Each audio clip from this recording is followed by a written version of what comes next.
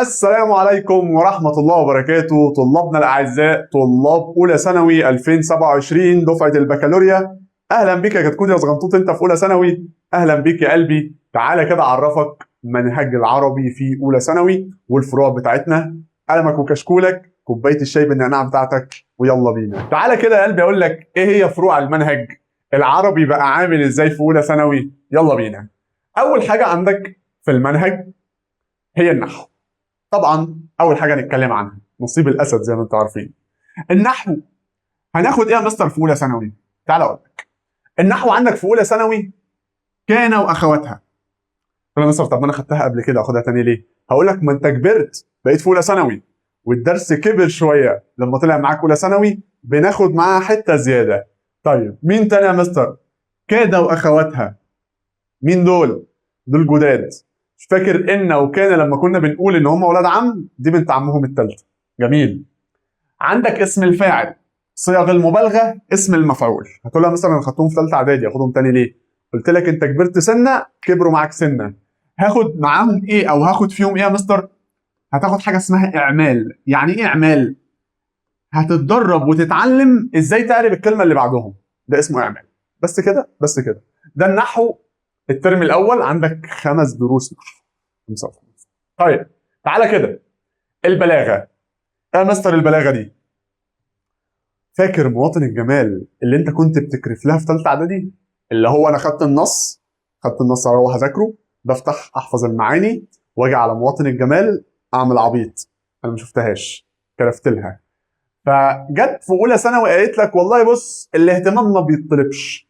مش انت كنت بتكرف لي في ثالثه اعدادي؟ طب والله لو اوريك. تعالى بقى في اولى ثانوي انا هبقى فرع كامل اسمه فرع البلاغه. بيتكلم عن ايه فرع البلاغه؟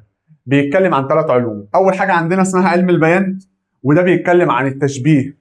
الجندي اسد، بشبه الجندي انه اسد. الاستعارات، الصور الخياليه، ده اللي احنا هندرسه في اولى ثانوي في علم البلاغه او علم البيان.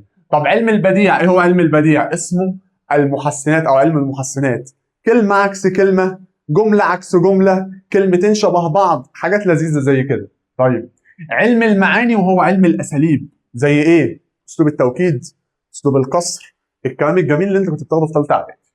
جميل جدا زي الفل. فرع جميل لذيذ ما تقلقش منه خالص. طيب بالنسبه للفرع الثالث برضه فرع جديد عندك اسمه فرع الادب. مستر فرع الادب ده بيتكلم عن ايه؟ بص يا قلبي، كلمه ادب يعني شعر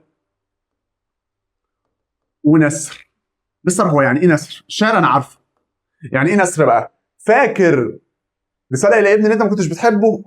زيه كده بالظبط، ده اسمه نثر. خلاص. ايه ده، هو انا هاخد رساله الى ابن تاني؟ لا ما تخافش، ده احنا هنتكلم الشعر والنثر كانوا عاملين ازاي في العصر الجاهلي، العصر اللي كان قبل بعثه الرسول صلى الله عليه وسلم. هتقول لي ايه ده؟ ده في تاريخ. اقول لك هو في حته تاريخ. خلاص. فما تقلقش، الدنيا جميله ولذيذه خالص. طيب عصر صدر الاسلام الرسول صلى الله عليه وسلم، الادب كان عامل ازاي؟ الشعر كان عامل ازاي والنثر كان عامل ازاي؟ الشعراء كانوا بيعملوا ايه؟ بيقولوا شعر ازاي؟ هنشوف شعراء بيكتبوا مدح في الرسول صلى الله عليه وسلم، وهنشوف شعراء بيكتبوا فخر في نفسهم زي عنترة، وهنشوف شعراء بيشتموا بعض، ما شافوش رباية، ما تربوش. طيب والعصر الأموي، عصر بني أمية، يبقى احنا هندرس الأدب اللي هو الشعر والنثر كان عامل ازاي في العصر الجاهلي، عصر صدر الإسلام، العصر الأموي. سهل جدا وبسيط وفرع لذيذ ما تقلقش منه. طيب القراءة والنصوص. بص بقى، انت متعود في ثالثة اعدادي انك بتاخد الدرس، تروح تذاكره، تحفظ المعاني، تحفظ الأسئلة، وتخش الامتحان تلاقي نفس الأسئلة اللي انت ذاكرتها وتلاقي نفس الدرس. في أولى ثانوي لا. في أولى ثانوي القراءة والنصوص متحررة. يعني ايه متحررة؟ بيجيب لك في الامتحان قطعة ونص شبه اللي عندك في المنهج، بس مش هم شبههم. خلاص. ويطلب منك أسئلة. نظام متحرر زي اللي احنا كنا بناخده في ثالثه اعدادي الترم الاول، القراءه متحرره ونصوص متحرره. تمام؟ طيب ده كده بالنسبه للقراءه والنصوص، وخلي بالك عليهم 50% من الامتحان. 50% من امتحانك في نص السنه واخر السنه قراءه ونصوص. طيب القصه. عنتره ابن شداد.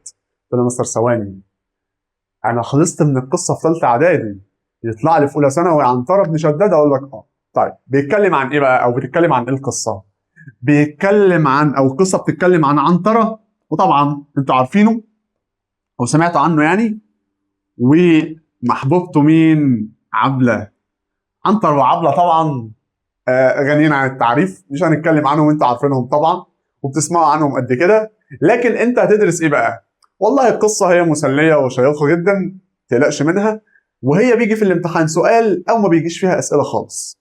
طب بتتكلم عن ايه القصه؟ بتتكلم عن حياتهم، ازاي عنتره كان عبد وكان ابوه مش عاوز يعترف بيه، وكان بيحب البت عبله ومش عارف يتجوزها لانه كان عبد وبيعاني من الموضوع ده. وهتشوف الواد عنتره وهو شجاع وفي المعركه وهو بيقول لهم خلقت من الحديد واشد قلبا. انا انت وهو يا جربوع، انت وانا اتخلقت من الحديد، يلا الحديد لو في يوم من الايام تهالك انا عمري ما هيحصل لي حاجه. طيب وهتشوف عنتره كمان لما بيشوف عبله بيبقى كتكوت، وعينه كده بتقلب قلوب والفراشات، وتلاقي الواد عنتره اتغير 180 درجه، ويجي يقول لها بنت عبله سيبك بقى من المعركه والحديد والكلام ده كله.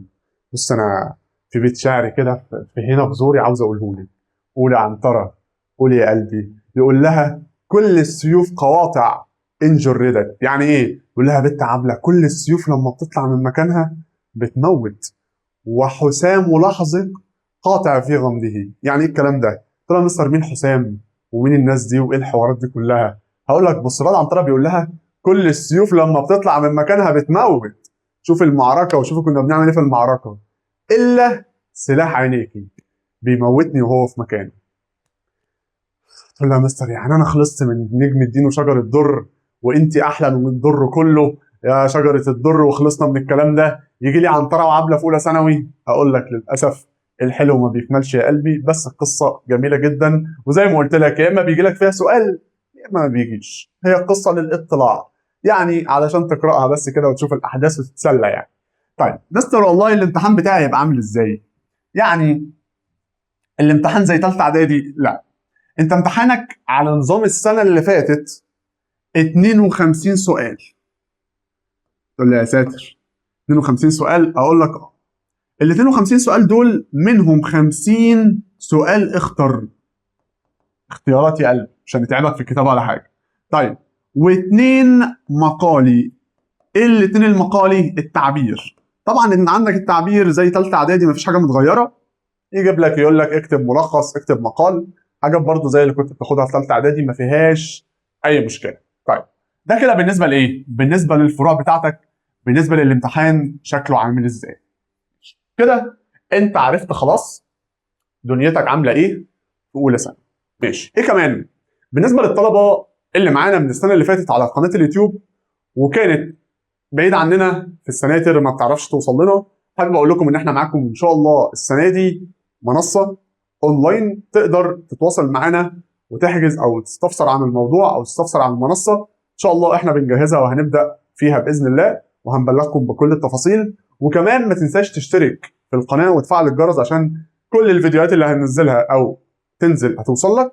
وكمان تشترك في قناه التليجرام اللي هتلاقيها تحت الفيديو، قناه تليجرام المرحله الاعداديه او المرحله الثانويه، وكمان الجروب العام علشان لو عندك اي سؤال. اشوفكم فيديوهات جديده على خير، سلام. وبكده يا ابطال نبقى خلصنا فيديو النهارده، واديك عرفت العربي في اولى ثانوي.